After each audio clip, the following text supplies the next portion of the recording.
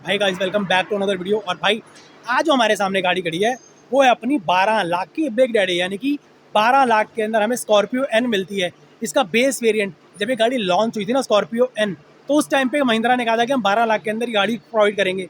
लेकिन उस टाइम पे समझ नहीं पड़ा था कि यार 12 लाख के अंदर इतनी बड़ी गाड़ी महिंद्रा कैसे प्रोवाइड कर देगी, 12 लाख के अंदर ये गाड़ी प्रोवाइड कर भी पाएगी कि नहीं कर पाएगी। और उस टाइम पे एक्चुअल में इसको लॉन्च भी नहीं किया था।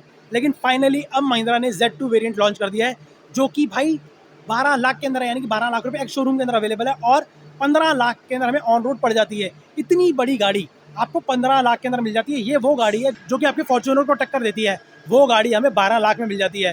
कहाँ फॉर्च्यूनर 35 लाख की, कहाँ ये 12 लाख के अंदर। और भाई जो लोगों का बजट 12 से 15 लाख रुपए होता था और वो 7 सीटर और इतनी बड़ी गाड़ी सोचना चाहते थे, वो सिर्फ कहीं ना कहीं जाके आपके अर्टिगा या फिर एक्सेल 6 पे जाके अटक जाते थे। भाई वो अब इस गाड़ी के साथ में स्विच करेंगे। भाई सोचो कि इस कितनी बढ़िया ऑप्शन महिंद्रा ने निकाली है। जब महिंद्रा ने इस गाड़ी के बारे में बोला था कि वो 15 लाख के अंदर प्रोवाइड करेगी, तो उस टाइम पे समझ नहीं पड़ा था कि इतनी बड़ी गाड़ी कैसे लॉन्च कर देगी। लेकिन भाई 15 लाख के अंदर 12 लाख एक शोरूम और 15 लाख रुपए ऑन रोड के ऊपर महिंद्रा ने इसको लॉन्च कर दिया है। और सबसे बड़ी बात यह है कि भाई ये डीजल के अंदर है। मतलब आप ये मान के चलो कि इसके अंदर पेट्रोल वेरिएंट के अंदर तो चलो लगा था कि किसी तरीके से महिंद्रा इसको लॉन्च कर देगी पेट्रोल इंजन के साथ में, लेकिन भाई ये डीजल वेरिएंट के अंदर अवेलेबल है। मतलब इसका डुअल वेरिएंट आ रहा है, पेट्रोल भी आ रहा है और डीजल भी आ रहा है। तो सोचो भाई क्या जबरदस्त, क्या क्या काम करके दिखा दिया महिंद्रा ने इसके अंदर। और बाहर से देखने के बाद भाई 2-3 चीज़ों के अंदर अगर आप मॉडिफिकेशन करवा लेते हो तो बाहर से देख के कोई नहीं बता पाएगा, इनफैक्ट साइड से अगर पीछे से देख के कोई नहीं बता पाएगा इसका बेस वेरिएंट है। जैसे इसके अंदर पीछे की साइड में दिखाऊंगा, इसके अंदर कहीं पर भी, तो भाई जैसे कि मैं आपको पीछे से दिखाऊंगा, पीछे की तरफ कहीं पर भी इसके अंदर Z2 की कोई बैजिंग नहीं लगी हुई। तो इसके अंदर आपको सिर्फ 2-3 मोटे मोटे काम करवाने हैं, उसके बाद ये गाड़ी आपकी कहीं से भी Z2 नहीं लगेगी। जैसे कि इसके अंदर हमें अलॉयज लगाने पड़ेंगे, ऊपर हमें रूफ रील्स लगवानी पड़ेगी और पीछे की तरफ स्पॉइलर लगवाना पड़ेगा। इसके बाद बाहर से देखने के बाद या हल्की बहुत यहाँ पर अगर आप क्रोमिंग करवा लेते हो तो कहीं ना कहीं Z8 को भी टक्कर दे देगी। बाहर से देखने के बाद कोई इसको इतना ज़्यादा नहीं बता पाएगा, एक नज़र में देखने के बाद नहीं बता पाएगा कि आपका Z2 है कि आपका Z8 है। इसके अंदर देख रहे हो भाई ये टर्न इंडिकेटर्स भी हमें इसी के ऊपर देखने के लिए मिल रहे हैं। मतलब इससे आप क्या ही एक्सपेक्ट करोगे 12 लाख के अंदर इतनी बड़ी गाड़ी, 7 सीटर गाड़ी। मैं आपको दिखाता हूँ 7 सीटर के अंदर आती है गाड़ी। एक बार आपको दिखाने की कोशिश करता हूँ। ये देखो भाई ये गाड़ी 7 सीटर के अंदर अवेलेबल है 12 लाख के अंदर। तो क्या ही एक्सपेक्ट करोगे, क्या ही लोगे किसी चीज़ के अंदर आप। और भाई इसके अंदर कितने ज़्यादा नखरे रहते हैं मारुति के अर्टिगा के लिए या फिर आपके एक्सेल 6 के लिए। अब यहाँ पर देखो भाई 12 लाख के अंदर कोई ऑप्शन बचती नहीं किसी और के पास कहीं और जाने की, अगर हमारे को स्कॉर्पियो एन 12 से 15 लाख के अंदर अवेलेबल करा रही है महिंद्रा। तो and I really want to appreciate to Mahindra कि जो लोग 12 से 15 लाख का बजट होता था भाई, उसके अंदर जो लोग बड़ी गाड़ी 7 सीटर गाड़ी के ऊपर का सपना देखते थे उसके लिए सपना पूरा कर दिया उसने। तो भाई इसके बारे में हम आराम से, इसके बारे में एक एक चीज़ के बारे में हम आराम से बात करते हैं। तो स्टार्ट करते हैं इसके आगे से कि क्या क्या चीज़ें मिलती हैं और क्या क्या चीज़ें नहीं मिलती है इसके अंदर हमें। और भाई इसके हम फ्रंट की बात करें, देखो भाई इसके हम फ्रंट से बात करें ना, तो फ्रंट के अंदर हमें कुछ इस तरीके का प्रोफाइल देखने के लिए मिलता है। और भाई ये इसकी ग्रिल देख रहे हो, ये ग्रिल भी भाई पियानो फिनिशिंग के अंदर है। यहाँ पर भी देखोगे पियानो फिनिशिंग दे रखी है इसके अंदर। बेस वेरिएंट है, महिंद्रा चाहती तो इसके अंदर यहाँ पर वो पैसा बचाने के लिए यहाँ पर मैट फिनिशिंग भी दे सकती थी, सिंपल प्लास्टिक भी दे सकती थी, बट यहाँ पर क्रोमिंग भी दी गई है, यहाँ पर भी क्रोमिंग दी गई है, बीच में बड़ा सा महिंद्रा का लोगो दिया गया है। आप देख लो भाई, आप इसको फ्रंट से देखोगे, यहाँ पर हमें ऊपर की बात करें तो यहाँ पर हमें कोई DRL नहीं मिलता क्योंकि हमारा बेस वेरिएंट है। भाई 12 लाख के अंदर आपको इतनी बड़ी गाड़ी दे रही है तो इसके अंदर आप एक्सपेक्ट भी नहीं कर सकते कि DRL के लिए। लेकिन यहाँ पर आप देखो भाई इसके अंदर यहाँ पर हमें 2 हेडलैम्प्स देखने के लिए मिल जाते हैं, एक हमें हाई बीम के लिए देखने के लिए मिलता है, हमें लो बीम के लिए देखने के लिए मिलता है। ये दोनों के दोनों हमें सिंपल हेलोजन के अंदर देखने के लिए मिलते हैं। और इसके बाद यहाँ पर हमको टर्न इंडिकेटर देखने के लिए मिलता है। मैं इसको एक बार जला के दिखाता हूँ आप लोगों को, लेकिन ये नॉर्मल बल्ब के अंदर है।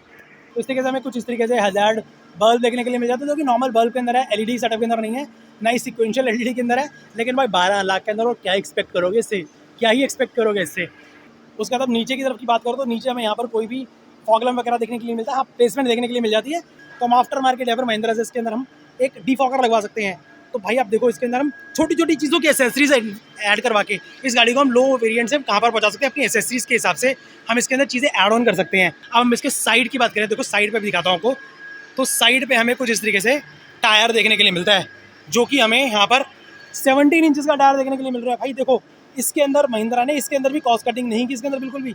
इसके अंदर चाहती तो भाई 16 इंचज़ के टायर दे सकती थी, लेकिन इसके अंदर भी इन्होंने 17 इंचज़ के टायर दिए हैं आपको। मतलब अगर आपको इसके अंदर अलॉयज़ लगवाने हैं तो आपको कुछ भी नहीं करना, आपके सेम टायर्स काम आ जाएंगे, आपको सिर्फ अलॉयज़ ही चेंज करवाने हैं। आपको 17 इंचज़ के अलॉयज़ लेने हैं और यही वाले टायर आपके वहाँ पर काम आ जाएंगे। महिंद्रा चाहती तो उसको 16 इंचज़ में दे सकती थी, लेकिन भाई देख रहे हो कितने बड़े टायर दे रही है महिंद्रा इसके अंदर, और अपोलो के टायर्स मिल रही है हमें।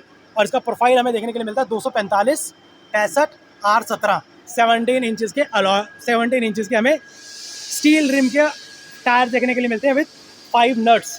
ठीक है, अब हम इसके साइड की बात करें तो साइड पे जैसे कि मैंने आपको बताया था कि भाई बेस वेरिएंट की सबसे बड़ी पहचान होती है कि हमें जो टर्न इंडिकेटर्स होते हैं फेंटर पे देखने के लिए मिलते हैं, लेकिन इसके अंदर हमें यहाँ पर वो भी हमें यहाँ पर सारे के सारे ORVM पे देखने के लिए मिलते हैं। ORVM ऑल्दो हमारे मैट फिनिशिंग के अंदर है, यानी कि हमारे को यहाँ पर ना तो क्रोम फिनिशिंग ना ही बॉडी कलर देखने के लिए मिलता है, लेकिन फिर भी भाई आपको टर्न इंडिकेटर हमें यहाँ पर ORVM पे देखने के लिए मिल रहे हैं।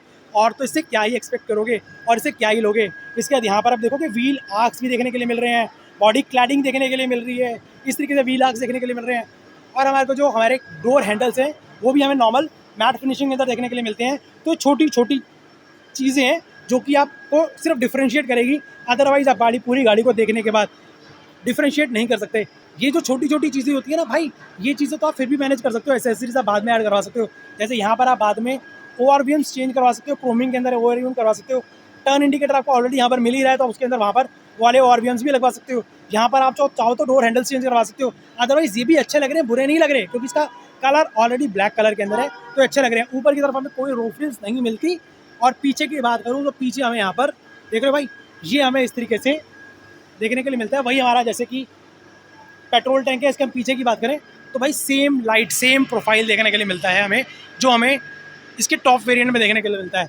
इसके अंदर हमें यहाँ पर जो टर्न इंडिकेटर है ये हमें सिक्वेंशियल नहीं मिलता, लेकिन ये हमारे को उसी लुक के अंदर उसी प्रोफाइल के अंदर आता है। और भाई देख रहे हो इसकी जो लाइट है ये इस तरीके से पूरी की पूरी ऊपर तक लाइट है, और ये वही की वही लाइट है जो हमें यहाँ पर स्कॉर्पियो NK W8 वेरिएंट का देखने के लिए मिलती है। और ऊपर की तरफ हम यहाँ पर देख रहे हो भाई हाई माउंटेड स्टॉप लैंप देखने के लिए मिल रहा है। इसके अंदर हम स्पॉइलर ऐड करवा के हम इसको W8 वाला लुक दे सकते हैं। ऊपर की तरफ हमें शार्क फिन, ऊपर की तरफ देख पाओगे तो ऊपर की तरफ हमें शार्क फिन एंटीना भी देखने के लिए मिलता है। और इसके अंदर हम बात करें यहाँ पर नीचे की तरफ हमें यहाँ पर पार्किंग लाइट्स भी देखने के लिए मिल जाती है। इसके अंदर पार्किंग सेंसर्स भी देखने के लिए मिल रहे हैं। भाई देख रहे हो 2 पार्किंग सेंसर्स भी देखने के लिए मिल रहे हैं यहाँ पर। और इससे क्या ही एक्सपेक्ट करोगे। हाँ, इसके अंदर हमें रियर के अंदर कोई कैमरा देखने के लिए नहीं मिलता, फ्रंट के अंदर में कोई कैमरा देखने के लिए नहीं मिलता, लेकिन Z2 है तो इसके अंदर हम एक्सपेक्ट भी क्या करें कैमराज का। यहाँ पर देखो भाई इस तरीके से हमें यहाँ पर हाइड्रोलिक सिस्टम भी देखने के लिए मिलता है डोर के ऊपर। और वही हमें यहाँ पर 7 सीटर व्हीकल देखने के लिए मिलता है, 7 सीटर कैपेसिटी देखने के लिए मिलती है। और इसको हम चाहें तो इसकी सीट को हम इस तरीके से टम्बल करके हम इसकी बूट को भी इंक्रीज़ कर सकते हैं। और भाई ये सब आपको सिर्फ 12 लाख के अंदर मिल रहा है। टूल सेक्शन की बात करें तो हमें टूल सेक्शन वही हमें स्कॉर्पियो की तरह यहाँ पर देखने के लिए मिलता है, और जैक वही हमें जैसे कि हमें देखने के लिए मिलता है, वही हमें जैक यहाँ पर देखने के लिए मिलता है। बूट के डोर की बात करें तो यहाँ पर हमें हार्ड प्लास्टिक देखने के लिए मिलता है।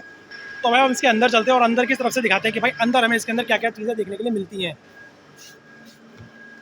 गेट को ओपन करने के बाद यहाँ पर भाई देख रहे हो ये हमें इस तरीके से मिलता है। ये although this is the plastic, ये सारा का सारा हमारा प्लास्टिक है, ठीक है, लेकिन भाई फील किस तरीके का दे रहा है जैसे कि ये सारा का सारा लेदर एब्डो। देख रहे हो भाई ये सारा का सारा प्लास्टिक है, ये भी प्लास्टिक है, डुअल टोन के अंदर हमें देखने के लिए मिलता है गेट, लेकिन ये सारा का सारा फील इस तरीके से कराता है जैसे कि इसके अंदर लेदर रैप्ड हो, ये सारा का सारा लेदर पे हो।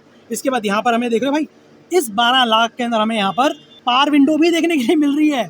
पावर विंडो भी इसी के अंदर देखने के लिए मिलती है। ऑल्दो जो इसके साथ चाबी आती है वो चाबी इस तरीके से नॉर्मल आती है, इसके ऊपर हमें पावर विंडो के लिए कंट्रोलर्स नहीं मिलते, लेकिन 4000 रुपये एक्स्ट्रा लगा के हम इस चाबी के अंदर भी पावर विंडो के कंट्रोलर्स दे सकते हैं सिर्फ 4000 रुपीज़ के अंदर। मैंने वही कहा है ना कि इसके अंदर छोटी छोटी चीज़ों के अंदर आप मॉडिफिकेशन करा के आप मान के चलो कि मोटा मोटा आप इसके अंदर सब कुछ करवाते हो, तो आप 1 लाख के अंदर इस गाड़ी को आप कहाँ से कहाँ पहुँचा सकते हो। समझ लो 12 लाख की अगर आप या 12 से 15 लाख के अंदर गाड़ी परचेज करते हो और उसके बाद आप इसके अंदर मैक्सिमम 1 लाख रुपये लगाते हो, तो आप इस गाड़ी को कहाँ से कहाँ पहुँचा सकते हो। इसके अंदर हमें पावर विंडो के कंट्रोलर नहीं मिलते, लेकिन हमें यहाँ पर इनबिल्ट पावर मिल जाती है, तो इसलिए हम 4000 रुपये के अंदर इसकी कीज़ को अपग्रेड करवा सकते हैं, जो कि पावर विंडो कंट्रोलर कीज़ बन जाएंगी। इसके बाद हमें यहाँ पर वही चाइल्ड सेफ्टी के लिए लॉक मिल जाता है और विंडो को लॉक करने के लिए स्विच मिल जाता है। इसके बाद यहाँ पर हमें कोई भी ORVM के कंट्रोलर्स नहीं मिलते, क्योंकि इसके अंदर हमें इलेक्ट्रॉनिक ORVM देखने के लिए नहीं मिलते, हमें मैनुअल एडजस्टेबल और मैनुअल फोल्डेबल ORVM देखने के लिए मिलते हैं। तो इसके लिए हमें यहाँ पर कोई भी इलेक्ट्रॉनिक कंट्रोल्स नहीं मिलते ORVM के लिए। इसके बाद भाई वही हमारा जैसे हमें स्कॉर्पियो एन की बाकी गाड़ियों के अंदर एक बड़ा सा ग्रैब हैंडल देखने के लिए मिलता है, क्योंकि भाई जो इसका प्लेटफॉर्म है वही का वही रखा गया है, इसका वही का वही ग्रैब हैंडल देखने के लिए मिलता है। और इसके बाद यहाँ पर जो हमें ट्विटर देखने के लिए मिलता था वो यहाँ पर ट्विटर देखने के लिए नहीं मिलता, क्योंकि इस गाड़ी के अंदर हमें सिर्फ 4 स्पीकर देखने के लिए मिलते हैं, जिसकी प्लेसमेंट चारों के चारों गेट्स पे है, 1 2 3 4 चारों के चारों गेट्स पे है। लेकिन भाई पॉइंट समझने वाली चीज़ ये है कि ये Z2 वेरिएंट है जो कि सिर्फ 12 लाख के अंदर ऑन रोड 15 लाख के अंदर अवेलेबल है। उसके साथ में हमें स्पीकर देखने के लिए मिल रहा है और साथ में हमें सामने देख रहे हो इंफोटेनमेंट सिस्टम भी देखने के लिए मिल रहा है। Although this is the Android infotainment system, वो वाला इंफोटेनमेंट सिस्टम नहीं है जो हमें जनरली महिंद्रा की हर गाड़ी में देखने के लिए मिलता था। महिंद्रा का इंफोटेनमेंट सिस्टम नहीं है, लेकिन फिर भी इसके अंदर हमें एटलीस्ट इंफोटेनमेंट सिस्टम देखने के लिए मिल रहा है। यानी कि अगर आप बेस वेरिएंट भी लेते हो तो आपको बेस वेरिएंट के लिए भी कोई इंफोटेनमेंट सिस्टम या फिर स्पीकर वगैरह एक्स्ट्रा लगवाने की जरूरत नहीं है। आप चाहो तो मतलब 12 से 15 लाख रुपए खर्च करके आप कुछ भी मॉडिफिकेशन मत करवाओ और उसको डायरेक्टली इसी तरीके से चला सकते हो। यू डोंट हैव टू पे a single penny for this. आप इस तरीके से भी इसको रन कर सकते हो, इस तरीके से भी चला सकते हो। और भाई अंदर की बात करें तो सीट की बात करें तो सीट हमें फैब्रिक टच के अंदर देखने के लिए मिलती है। देख रहे हो भाई, ये भी आपकी सीट मिल रही है और यहाँ पर लेकिन हमें यहाँ पर कोई हाइट एडजस्टेबल के लिए लीवर देखने के लिए नहीं मिलता, यानी कि इसके अंदर हाइट एडजस्टेबल नहीं है। लेकिन हमें मैनुअल एडजस्टमेंट के लिए सीट्स को आगे पीछे करने के लिए लीवर मिल जाता है, जो कि मैनुअली हम इसको सीट को आगे पीछे कर सकते हैं। इसके बाद हम इसकी अंदर की बात करें तो अंदर आने के बाद यहाँ पर ये देख रहे हो भाई, ये सारा का सारा फील आपको इस तरीके से लग रहा है ना जैसे लेदर रैप्ड है, बट एक्चुअल में लेदर रैप्ड नहीं है, सारा का सारा प्लास्टिक है। लेकिन इस तरीके से इसको टच दिया गया, इस तरीके से फील दी गई है कि इसको देखने के बाद इस तरीके से लगेगा कि ये लेदर रैप्ड है। उसके नीचे की बात करें तो यहाँ पर हमें हेडलैम्प एडजस्टर स्विच मिलता है। यहाँ पर हमें MID का कंट्रोलर मिल जाता है। MID का, क्योंकि यहाँ पर हमें कोई भी कंट्रोलर नहीं मिलता, जैसे कि हमें यहाँ पर क्रूज़ का या फिर MID का कंट्रोलर में यहाँ मिलता है, वो यहाँ पर नहीं मिलता। तो उसके लिए हमें यहाँ पर MID का कंट्रोलर में यहाँ मिलता है और यहाँ पर आइडियल स्टार्ट स्टॉप भी मिल रहा है इसके अंदर, यहाँ पर उसका स्विच भी मिल जाता है। लेकिन अब इसके अंदर एक ये चीज़ है कि इसके अंदर हमें इतनी बड़ी गाड़ी है, इतने बड़े प्लेटफॉर्म पे इतनी बड़ी गाड़ी है, तो इसके अंदर हमें यहाँ पर ESP जो कि इलेक्ट्रॉनिक स्टेबिलिटी प्रोग्राम होता है, इलेक्ट्रॉनिकली स्टेबिलिटी कंट्रोल होता है, वो इसमें हमें देखने के लिए नहीं मिलता। उसके लिए महिंद्रा कहती है कि भाई अगर आपको वो भी चाहिए तो 50,000 रुपीज़ एक्स्ट्रा लेकर आपके लिए स्पेशली गाड़ी बनाई जाएगी, जिसकी डिलीवरी 2 साल के अंदर वो करेगी और आप उसको भी अपनी गाड़ी के अंदर लगवा सकते हो। तो मुझे सेंस नहीं लगती है कि आपको 2 साल तक आप वेट करोगे एक गाड़ी के लिए, तब तक तो ना जाने गाड़ियाँ कहाँ से कहाँ पहुँच जाएंगी। खैर, इसके अंदर वो उन्होंने ऑप्शन दिए कि इलेक्ट्रॉनिकली स्टेबिलिटी कंट्रोल आप अपनी गाड़ी के अंदर इंस्टॉल करवा सकते हो। अंदर की बात करें तो अंदर हमें कुछ इस तरीके से डी कट के अंदर स्टीयरिंग देखने के लिए मिलता है। This is not a leather wrapped steering, but still इसके अंदर हमें यहाँ पर सॉफ्ट टच के अंदर एक अच्छा खासा स्टीयरिंग देखने के लिए मिलता है। इसके टच की बात करूँ, उसके फील की बात करूँ तो बहुत अच्छा फील करा रही है। यहाँ पर जैसे कि मैंने बताया था, इसके अंदर हमें कोई भी क्रूज देखने के लिए नहीं मिलता, तो उसका कोई भी कंट्रोलर हमें इसके अंदर नहीं मिलता। लेकिन इसके अंदर हमें अच्छी बात यह है कि इसके अंदर हमें सारे के सारे इंफोटेनमेंट का कंट्रोलर हमें यहाँ मिलता है। देख रहे हो भाई, इसके अंदर भी महिंद्रा ने कॉस्ट कटिंग नहीं की। महिंद्रा चाहती तो ये बेस वेरिएंट है, बहुत सारी गाड़ियों के अंदर, बहुत सारी कंपनीज की गाड़ियों के अंदर हमने देखा है कि इंफोटेनमेंट कंट्रोलर स्विच नहीं मिलता बेस वेरिएंट के अंदर, वो उसके अंदर कॉस्ट कटिंग कर लेते हैं। लेकिन यहाँ पर महिंद्रा ने कॉस्ट कटिंग तो की है। ऑब्वियसली जो 25-26 लाख की जो गाड़ी है उसको आपको वो 12 लाख के अंदर दे रही है, तो ऑब्वियसली उसको कुछ कॉस्ट तो कटिंग करनी ही है। लेकिन फिर भी जो आपकी बेसिक यूसेज की चीज़ें हैं वो सारी की सारी महिंद्रा ने इसके अंदर देने की कोशिश की है, ताकि अगर आप जैसे गाड़ी परचेज करते हो तो आप बिना कुछ स्पेंड किए एज इट इज गाड़ी चला सकते हो। आपकी यूसेज की सारी चीज़ें हैं। यहाँ पर हमें एंड्रॉइड इंफोटेनमेंट सिस्टम देखने के लिए मिलता है। देख रहे हो भाई, वो वाला बेसिक नहीं है, जैसे कि मैंने आपको बताया था कि ये वाला महिंद्रा का जो हमेशा देखने के लिए मिलता है हमें इंफोटेनमेंट सिस्टम, वो नहीं है, बट स्टिल यहाँ पर हमें इंफोटेनमेंट सिस्टम देखने के लिए मिलता है। अब इंफोटेनमेंट सिस्टम की बात करूँगा, क्योंकि इसके अंदर हमें ना तो कोई एंड्रॉइड ऑटो देखने के लिए मिलता है, ना ही हमें इसके अंदर कोई एप्पल कारप्ले देखने के लिए मिलता है, बट स्टिल हमारा इंफोटेनमेंट सिस्टम इसके अंदर देखने के लिए मिलता है। अब हम इसके सामने की बात करें तो सामने हमें कुछ इस तरीके से MID देखने के लिए मिलता है, जिसके अंदर हमें यहाँ पर एनालॉग कम डिजिटल MID कंट्रोल्स देखने के लिए मिलते हैं। यहाँ पर हमें टेकोमीटर देखने के लिए मिलता है, जो कि हमारा एनालॉग के अंदर है, प्लस यहाँ पर हमें साथ में स्पीडोमीटर देखने के लिए मिलता है, ये भी हमारा एनालॉग के अंदर है। और सेंटर के अंदर हमें यहाँ पर स्पीडोमीटर भी मिलता है और साथ में कुछ कंट्रोल्स मिलते हैं जो कि हमारे डिजिटल के अंदर है। मैं एक बार आपको चेक कराता हूँ कि इसमें हमें क्या क्या देखने के लिए मिलता है। इसके अंदर जैसे कि देख पा रहे हो कि 8 ट्रिप किलोमीटर कितने मीटर चलती है। इसके बाद एवरेज फ्यूल इकोनॉमी देखने के लिए मिल जाती है। यहाँ पर हमारी स्पीड जो है स्पीडोमीटर देखने के लिए मिलता है। इसके बाद हम इसके अंदर हम यहाँ की बात करें तो यहाँ पर हमें कुछ और सेटिंग्स देखने के लिए मिलती है, जैसे कि हमारा सेकंड एयर बैग का कंट्रोल्स मिल जाता है, डेट एंड टाइम देखने के लिए मिल जाती है, और एवरेज फ्यूल इकोनॉमी को हमारा रीसेट करने के लिए हमें यहाँ पर कंट्रोल्स मिल जाते हैं। इसके बाद हम आगे की बात करें तो यहाँ पर भाई देख रहे हो भाई, हम सेंटर की बात करें तो सेंटर के अंदर हमें कुछ इस तरीके से इंफोटेनमेंट सिस्टम देखने के लिए मिलता है। Although this is just a Android infotainment system, जो बाकी महिंद्रा की गाड़ियों के अंदर इंफोटेनमेंट सिस्टम आता है वो नहीं आता। लेकिन पॉइंट ये कि फिर भी इसके अंदर इंफोटेनमेंट सिस्टम लगा के दे रही है। आपको कुछ भी नहीं करना, आपको गाड़ी परचेज करनी है और चलाना शुरू कर देना है। इसकी बात करूँ, इसके टच एंड रिस्पॉन्स की बात करूँ तो इसका touch and response truly speaking मुझे उतना अच्छा नहीं लगा, लेकिन हाँ फिर भी इसके अंदर आपका एक स्पीकर, आपको एक इंफोटेनमेंट सिस्टम मिलता है जिसके अंदर आप बेसिक सारी चीज़ें कर सकते हो। जैसे इसके अंदर आप रेडियो चला सकते हो, फ़ोन पिक कर सकते हो, नेविगेशन की ऑप्शन भी इसके अंदर है, ठीक है। इसके अलावा इसके अंदर हमें यहाँ पर ऐप्स देखने के लिए मिलते हैं, जैसे कि मैंने बताया था कि इसके अंदर हमें एंड्रॉइड ऑटो और एप्पल कारप्ले देखने के लिए नहीं मिलता। इसके अंदर जैसे कि हमें यहाँ पर ऑक्स से, ब्लूटूथ से, इस तरीके से हम चीज़ों को इक्वलाइजर, म्यूजिक, रेडियो, ये सब चीज़ें बेसिक इंफोटेनमेंट की चीज़ें हमें इसके अंदर देखने के लिए मिल जाती हैं, तो हम उसका यूज़ इस तरीके से कर सकते हैं। इसके नीचे की बात करें तो नीचे हमें यहाँ पर भाई एसी मिलता है, which is not a automatic climate control या ऑटोमेटिक एसी देखने के लिए नहीं मिलता, लेकिन फिर भी हमें यहाँ पर नीचे की तरफ एसी देखने के लिए मिलता है। यहाँ पर हमारे को हैजार्ड स्विच मिल जाता है। नीचे की तरफ भाई देख रहे हो, ये हमारा सेकंड एयरबैग का स्टेटस डिफाइन करता है। यहाँ पर पैसेंजर एयरबैग का इंडिकेशन है कि वो ऑन कंडीशन पे है कि ऑफ कंडीशन पे है। यहाँ पर हमारे को ऑक्स की कनेक्टिविटी के लिए जगह मिल जाती है, जैक मिल जाता है, और यहाँ पर हमारे को यूएसबी चार्जिंग पोर्ट मिल जाता है। इसके बाद यहाँ पर देख रहे हो भाई, ये कुछ यूटिलिटी स्पेस है कि ताकि आप फोन वगैरह को चार्जिंग के टाइम पे या फिर ऑक्स से कनेक्ट करके यहाँ पर आप रख सकते हो। उसके बाद यहाँ पर भाई हमें यहाँ पर नीचे की तरफ यहाँ पर हमें सारा प्लास्टिक के अंदर देखने के लिए मिलता है, लेकिन ये जो है ना भाई, ये सारा भाई ये आपको लेदर फील कराता है। देख रहे हो भाई, स्टिचिंग का भी फील यहाँ पर देख रहे हो भाई, स्टिचिंग का भी जो आपका वो है, वो स्टिचिंग का मार्क भी यहाँ पर दे रखा है। तो यानी कि आप बाहर से देख के कोई भी बंदा जब तक टच नहीं करेगा उसको पता नहीं चलेगा कि एक्चुअल में प्लास्टिक है या फिर ये लेदर है। ठीक है, तो भाई वो सब चीज़ें देखने के लिए मिलती है। यहाँ पर हमें 6 गियर का मैनुअल ट्रांसमिशन देखने के लिए मिलता है। इसके बाद यहाँ पर हमें 2 कप होल्डर्स देखने के लिए मिलते हैं, और इसके अंदर यहाँ पर हमें हैंड ब्रेक देखने के लिए मिलती है, और यहाँ पर भाई हमें यहाँ पर आर्मरेस्ट देखने के लिए मिलता है, which is also plastic base. ये आपका लेदर रैप्ड नहीं है, और इसके अंदर यहाँ पर यूटिलिटी स्पेस भी देखने के लिए मिलता है। लेकिन भाई ये यूटिलिटी स्पेस बाकी स्कॉर्पियो एन की यूटिलिटी से थोड़ी सी डिफरेंट है। यहाँ पर छोटी सी जगह दे रखी है, और लेकिन यहाँ पर हमें इस तरीके से मिल जाती है। और हम इसके बाद ऊपर की बात करें तो ऊपर हमें यहाँ पर कुछ इस तरीके से मैनुअल IRVM देखने के लिए मिलता है। और यहाँ पर की बात करें तो यहाँ पर भाई हमें कुछ इस तरीके से सनवाइज़र देखने के लिए मिलता है, जिसके अंदर हमें कोई टिकट होल्डर, इल्यूमिनेशन या फिर वैनिटी नहीं मिलती। और यहाँ की बात करूँ तो भाई यहाँ पर भी हमें कोई भी कुछ भी चीज़ें नहीं मिलती, जैसे कि हमें को यहाँ पर कैबिन लाइट के लिए स्पेस मिलता था, या फिर हमें यहाँ पर सन ग्लास होल्डर स्पेस मिल जाता, तो वहाँ पर हमें कुछ भी नहीं मिलता। यहाँ पर हमें सिंपल प्लेन रॉ मिलती है जगह। और हम को पैसेंजर साइड की बात करें तो को पैसेंजर साइड पे भी हमें यहाँ पर कोई भी वैनिटी, टिकट होल्डर या फिर हमें इल्यूमिनेशन देखने के लिए नहीं मिलती। यहाँ पर हमें एयरबैग का स्टिकर मिलता है, क्योंकि इस गाड़ी के अंदर हमें 2 एयरबैग्स हमारे को ऑफर करती है, एक पैसेंजर साइड पे और एक को पैसेंजर साइड पे हमें एयरबैग्स मिलते हैं। भाई हम अंदर की बात करें, सामने की बात करो, सामने में कुछ इस तरीके से ग्रैब हैंडल्स देखने के लिए मिलते हैं, जो कि पीछे 3rd रो के अंदर भी है। ठीक है, although this is a fixed grab handles, adjustable नहीं है, जैसे कि हमें इसके अंदर Z8 या फिर Z6 के अंदर देखने के लिए मिलते हैं, लेकिन फिर भी हमें यहाँ पर ग्रैब हैंडल्स देखने के लिए मिल रहे हैं, फिक्स ग्रैब हैंडल देखने के लिए मिलते हैं, और कैबिन लाइट हमें यहाँ पर देखने के लिए मिलती है। और भाई इसके अंदर एक और चीज़ दिखाऊँ, कमाल की चीज़ दिखाऊँ। जनरली कंपनीज पैसा बचाने के लिए इसके अंदर हमें येलो छोटा सा बल्ब लगा के देती है, लेकिन भाई देख रहे हो यहाँ पर ये भी सब LED सेटअप के अंदर है, वाइट LED सेटअप के अंदर हमें यहाँ पर देखने के लिए मिलता है। और एक हमें यहाँ पर कैबिन लाइट पीछे की तरफ भी देखने के लिए मिलती है। अभी मैं पीछे वाली रो के अंदर भी चल के दिखाता हूँ कि 2nd रो के अंदर और 3rd रो के अंदर हमें किस तरीके की चीज़ें मिलती हैं, किस तरीके से हमें क्या फील कराती है वहाँ पर हमें। तो भाई हम आते हैं 2nd रो के अंदर, और भाई 2nd रो की बात करें तो 2nd रो में को हमें कुछ इस तरीके की सीट देखने के लिए मिलती है। जैसे कि मैंने बताया कि सेम लेंथ की गाड़ी है, जो कि हमें Z8 देखने के लिए मिलती है, तो इसके अंदर कहीं पर भी 2nd रो की सेटिंग के अंदर कहीं पर भी कॉम्प्रोमाइज़ नहीं किया गया, ना तो इसके नी रूम के अंदर, ना इसके लेग रूम के अंदर, ना इसके थाई सपोर्ट में कहीं पर भी कॉम्प्रोमाइज़ नहीं किया गया।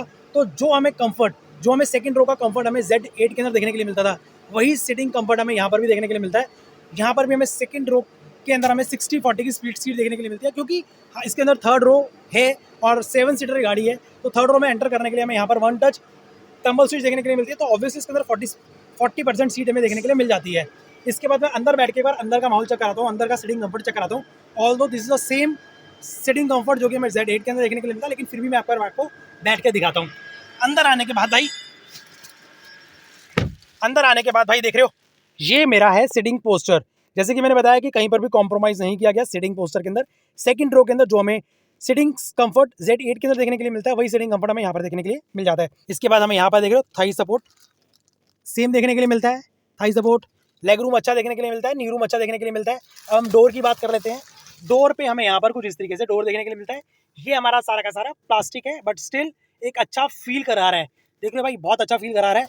इसके बाद हम यहाँ की बात करें तो यहाँ पर हमें पावर विंडो कंट्रोलर स्विच मिल जाता है। यहाँ पर हमें गेट को लॉक अनलॉक करने के लिए और गेट को ओपन करने के लिए लीवर मिल जाता है।